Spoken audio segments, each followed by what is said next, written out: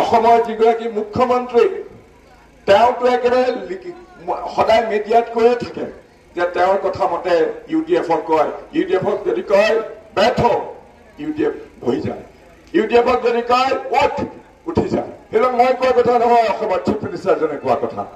গতিকে ইউডিএফ দল আৰু বিজেপি দুয়োটা সাম্প্ৰদায়িক শক্তি, কিন্তু একেডাল সূতাৰে বন্ধা। এই যে ইউডিএফ দলে আজি আমাৰ গোটেই ভোটবিলাক তেওঁলোকে বিভাজন কৰি কংগ্ৰেছ দলৰ প্ৰাৰ্থী হিচাপে মোক পৰাজিত কৰিবৰ কাৰণে যে উঠি পৰি লাগিছে, এইটো কৰিছে যে তেওঁলোকে মুছলমান মানুহৰ আচলতে শত্ৰু। কাৰণ আজি যদি কোনোবাই আপোনালোকক যদি সামাজিক ন্যায় দিব পাৰে, আপোনালোকৰ প্ৰতি হোৱা যিবিলাক বৈষম্য, সেই বৈষম্য যদি সাহসেৰে যুদ্ধ কৰি সেই বৈষম্য যদি দূৰ কৰিব পাৰে, এই যে হিংসা বিদ্বেষ ঘৃণা এইবিলাকৰ যিটো পৰিৱেশ, সেই পৰিৱেশ যদি কোনোবাই উৎখাত কৰিব পাৰে, তেতিয়াহ'লে একমাত্ৰ কংগ্ৰেছ দল। কাৰণ কংগ্ৰেছ দলে বিভিন্ন